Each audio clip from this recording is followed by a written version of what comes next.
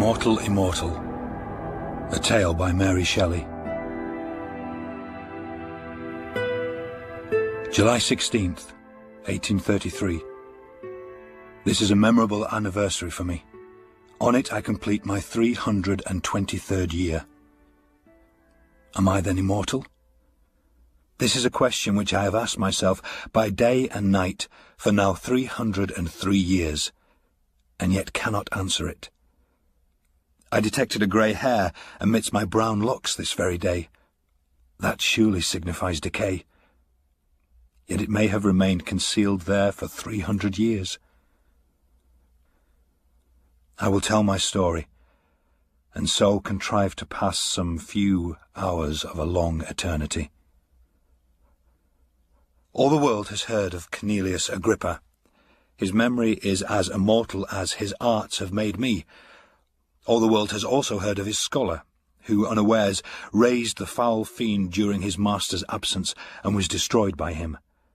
The report, true or false, of this accident was attended with many inconveniences to the renowned philosopher.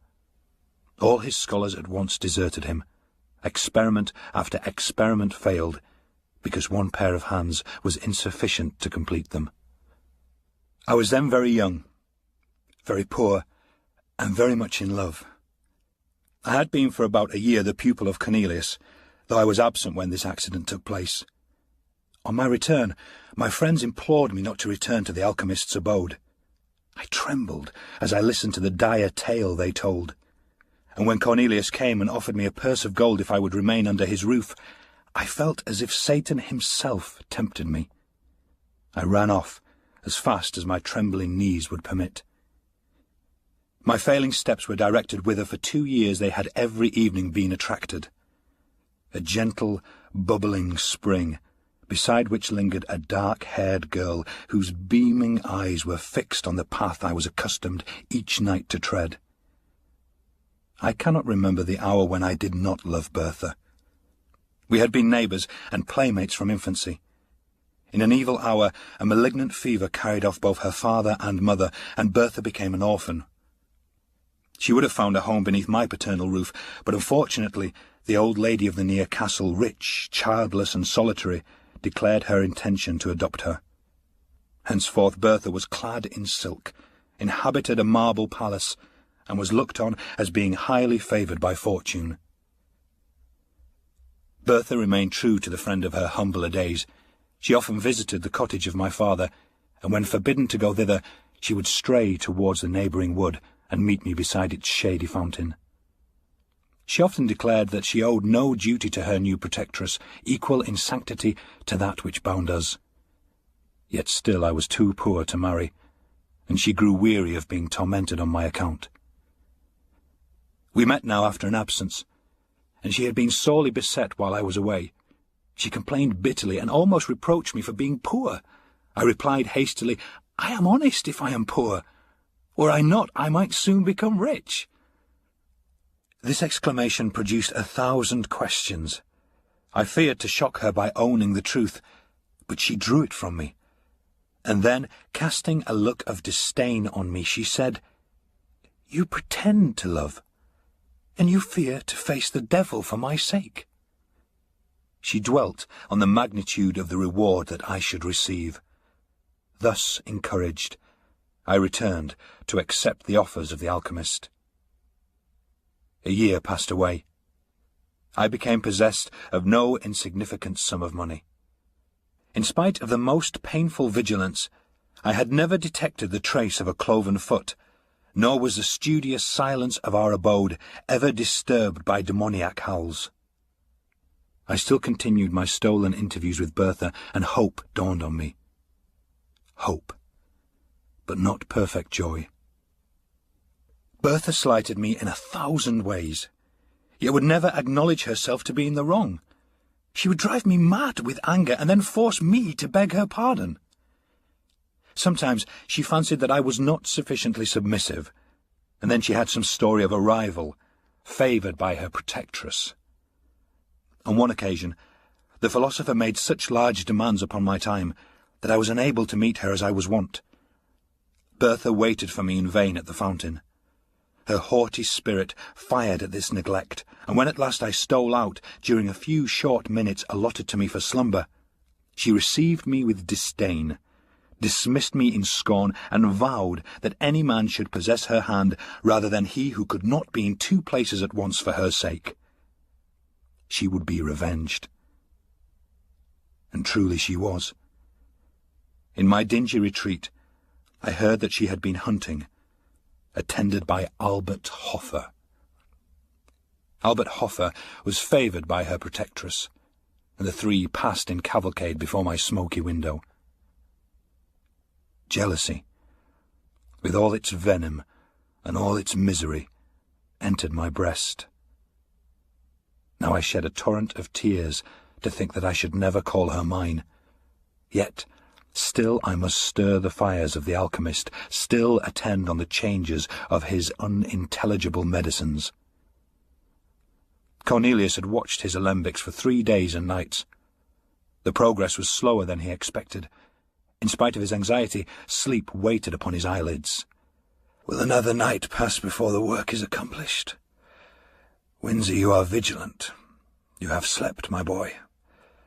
Look at that glass vessel. The liquid it contains is of a soft rose colour. The moment it begins to change hue, awaken me." I scarcely heard the last words, muttered as they were in sleep. Even then he did not quite yield to nature. "Windsor, my boy," he again said, "do not touch the vessel. Do not put it to your lips. It is a philtre to cure love. You would not cease to love your Bertha. Beware to drink." And he slept. For a few minutes I watched the vessel. Then my thoughts wandered. They visited the fountain and dwelt on 1,000 charming scenes never to be renewed. Never. False girl. False and cruel. Never more would she smile on me as that evening she smiled on Albert. She had smiled in disdain and triumph. She knew my wretchedness and her power. Yet what power had she? The power of exciting my hate, my utter scorn, my, all but indifference. Could I attain that? Could I regard her with careless eyes, transferring my rejected love to one fairer and more true?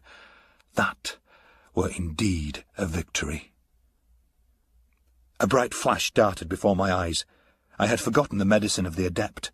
Flashes of admirable beauty glanced from the surface of the liquid.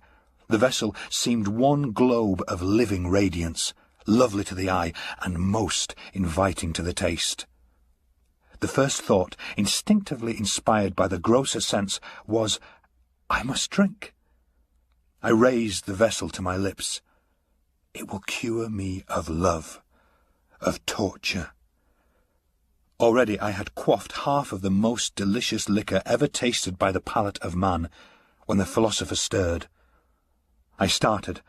I dropped the glass. The fluid flamed and glanced along the floor, while I felt Cornelius's gripe at my throat, as he shrieked aloud, "Wretch! You have destroyed the labour of my life!" The philosopher was totally unaware that I had drunk any portion of his drug. His idea was that I had raised the vessel from curiosity, and that, at the flashes of intense light it gave forth, I had let it fall. I never undeceived him. The fire of the medicine was quenched. He grew calm, as a philosopher should under the heaviest trials, and dismissed me to rest. I will not attempt to describe the sleep of glory and bliss which bathed my soul during the remaining hours of that memorable night, or of the gladness that possessed my bosom when I woke. This it is to be cured of love, I thought.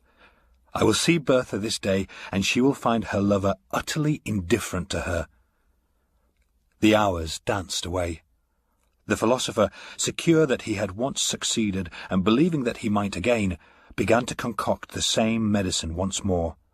He was shut up with his books and drugs, and I had a holiday. I hurried beyond the precincts of the town, joy in my soul, the beauty of heaven and earth around me. I turned my steps toward the castle.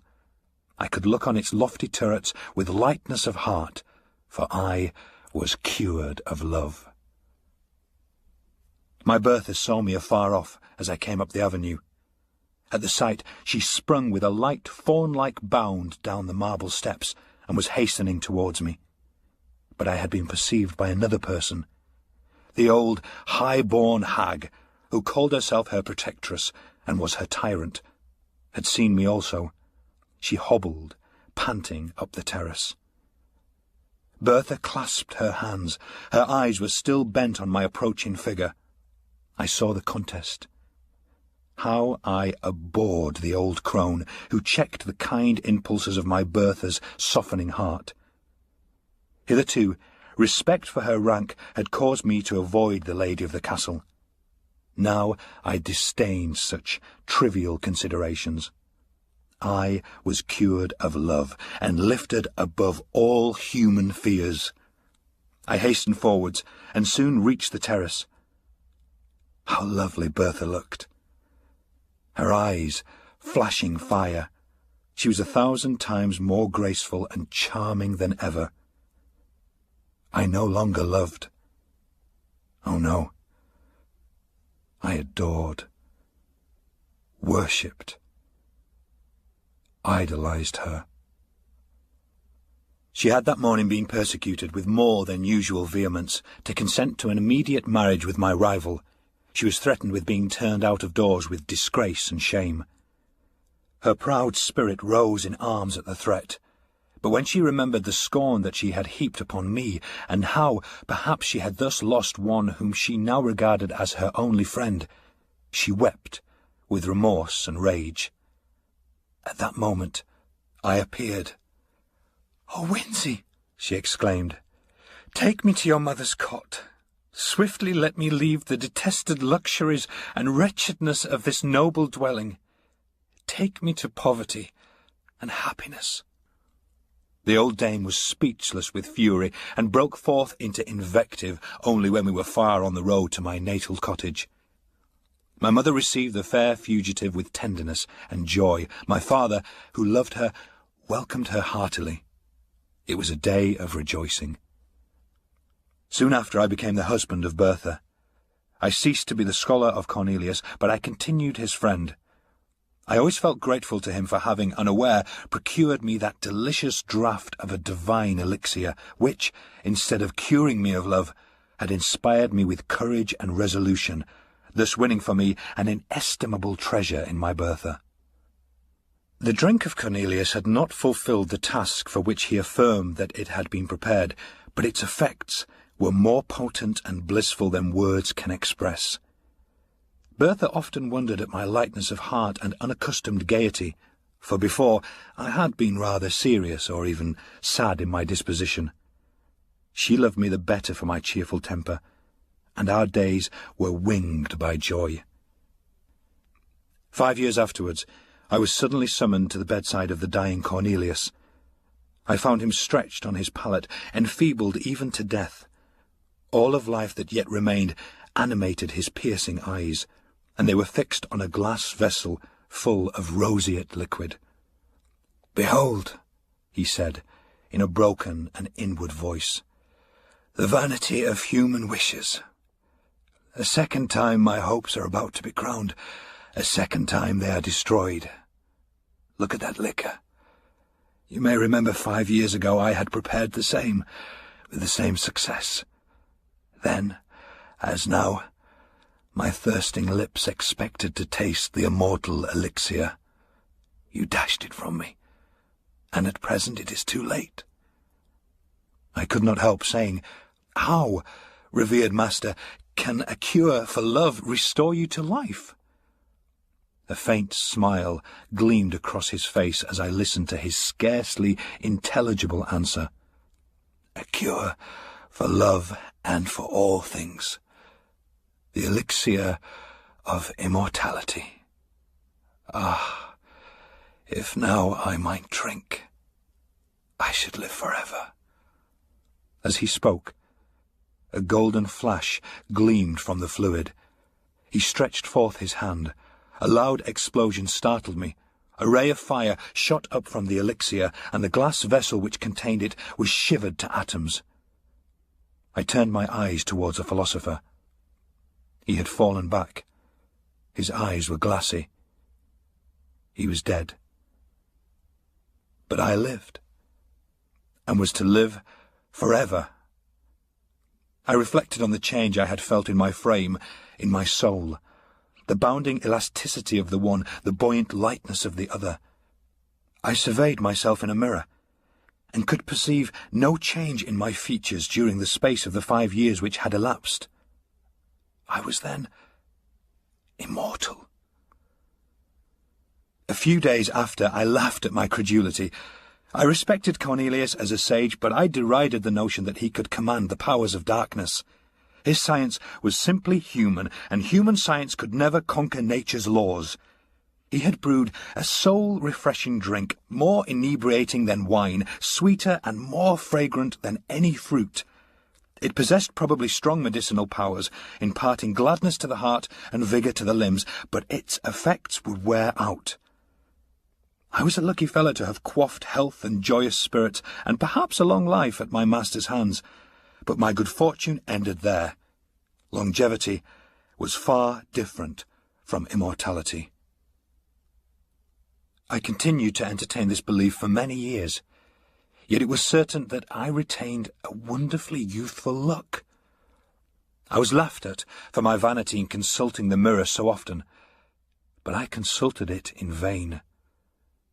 My brow was untrenched, my cheeks, my eyes, my whole person continued as untarnished as in my 20th year. I was troubled. I looked at the faded beauty of Bertha. I seemed more like her son. By degrees our neighbours began to make similar observations, and I found at last that I went by the name of the scholar bewitched. Bertha became jealous and peevish, and at length she began to question me. We had no children. We were all in all to each other, and though as she grew older her vivacious spirit became a little allied to ill temper, and her beauty sadly diminished, I cherished her in my heart as the wife I had sought and won with such perfect love. Our situation became intolerable. Bertha was 50, I 20 years of age. I had, in very shame, adopted the habits of advanced age. I no longer mingled in the dance among the young and gay, but my heart bounded along with them while I restrained my feet. We were universally shunned. I was reported to have kept up an iniquitous acquaintance with some of my former master's supposed friends. I was regarded with horror and detestation. We sat by our lone fireside, the old-hearted youth and his antiquated wife. Again Bertha insisted on knowing the truth. She described how much more comely grey hairs were than my chestnut locks. She descanted on the reverence and respect due to age. At length she insinuated that I must share my secret with her, and bestow on her like benefits to those I myself enjoyed, or she would denounce me. And then she burst into tears. Thus beset, methought it was the best way to tell the truth. I revealed it as tenderly as I could, and spoke only of a very long life, not of immortality, which representation, indeed, coincided best with my own ideas. When I ended, I rose and said, "Bertha, it is too hard that you should suffer for my ill luck and the accursed arts of Cornelius. I will leave you. You have wealth enough, and friends will return in my absence. Young and strong as I am, I can work and gain my bread among strangers, unsuspected and unknown. I loved you in youth. God is my witness that I would not desert you in age, but that your safety and happiness require it." I took my cap and moved toward the door. In a moment, Bertha's arms were round my neck.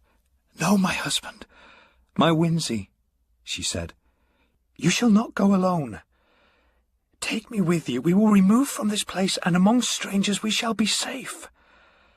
I am not so old as quite to shame you, and I dare say the charm will soon wear off, and, with the blessing of God, you will become more elderly-looking, as is fitting. You shall not leave me." The next day we prepared secretly for our emigration, and without saying adieu to anyone, quitted our native country to take refuge in a remote part of western France. It was a cruel thing to transport poor Bertha from her native village and the friends of her youth to a new country, new language, new customs. Away from all tell-tale chroniclers, she sought to decrease the apparent disparity of our ages by 1,000 feminine arts, rouge, youthful dress, and assumed juvenility of manner. I could not be angry. Did I not myself wear a mask? Why quarrel with hers because it was less successful? I grieved deeply when I remembered that this was my Bertha, whom I had loved so fondly, the dark-eyed, dark-haired girl with smiles of enchanting archness and a step like a fawn, this mincing, simpering, jealous old woman.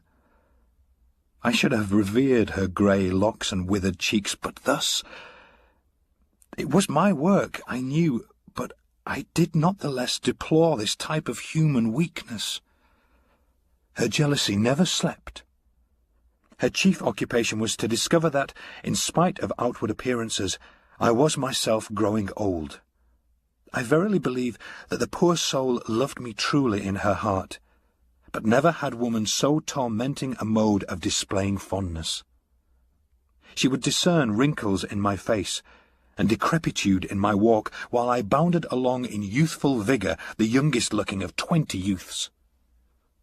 Her constant discourse among her acquaintances was that though I looked young, there was ruin at work within my frame, and she affirmed that the worst symptom about me was my apparent health. Her warnings chimed in with my never-ceasing speculations concerning my state, and I took an earnest, though painful, interest in listening to all that her quick wit and excited imagination could say on the subject. We lived on for many long years. Bertha became bedrid and paralytic. I nursed her as a mother might a child. She grew peevish and harped upon one string, of how long I should survive her.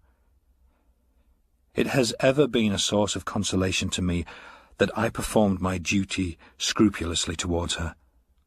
She had been mine in youth, she was mine in age, and at last, when I heaped the sod over her corpse, I wept to feel that I had lost all that really bound me to humanity.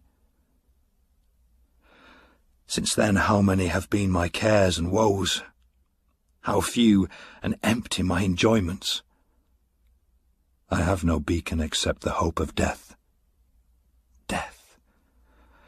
Why alone of all mortals have you cast me from your sheltering fold? Am I immortal? I return to my first question. In the first place, is it not more probable that the beverage of the alchemist was fraught rather with longevity than eternal life? Such is my hope. And then be it remembered that I only drank half of the potion prepared by him. To have drained half the elixir of immortality is but to be half immortal.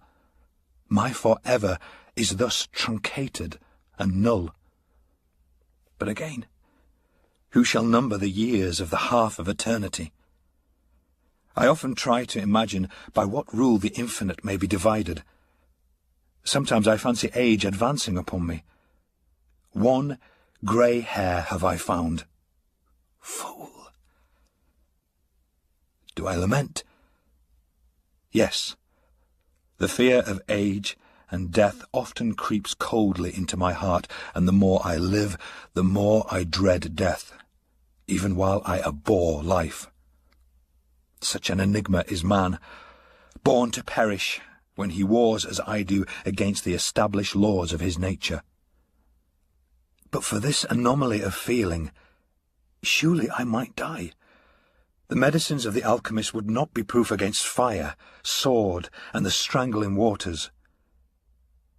I have gazed upon the blue depths of many a placid lake, and the tumultuous rushing of many a mighty river, and have said, Peace inhabits those waters. Yet I have turned my steps away to live yet another day. I have asked myself whether suicide would be a crime in one to whom thus only the portals of the other world could be opened. I have done all except presenting myself as a soldier or duellist, an objection of destruction to not to my fellow mortals. And therefore I have shrunk away. They are not my fellows. The inextinguishable power of life in my frame and their ephemeral existence places us wide as the poles asunder. I could not raise a hand against the meanest or the most powerful among them. This very day I conceived a design by which I may end all, without self-slaughter, without making another man a Cain. An expedition which mortal frame can never survive, even endued with the youth and strength that inhabits mine. Thus I shall put my immortality to the test, and rest for ever. Or return, the wonder and benefactor of the human species. Before I go, a miserable vanity has caused me to pen these pages. I would not die and leave no name behind. 3 centuries have passed since I quaffed the fatal beverage. Another year shall not elapse before, encountering gigantic dangers, beset by frost, famine, toil, and tempest, I yield this body too tenacious a cage for a soul which thirsts for freedom, to the destructive elements of air and water. Or, if I survive, my name shall be recorded as one of the most famous among the sons of men, and, my task achieved, I shall adopt more resolute means, and by scattering and annihilating the atoms that compose my frame, set at liberty the life imprisoned within, and so cruelly prevented from soaring from this dim earth to a sphere more congenial to its immortal essence.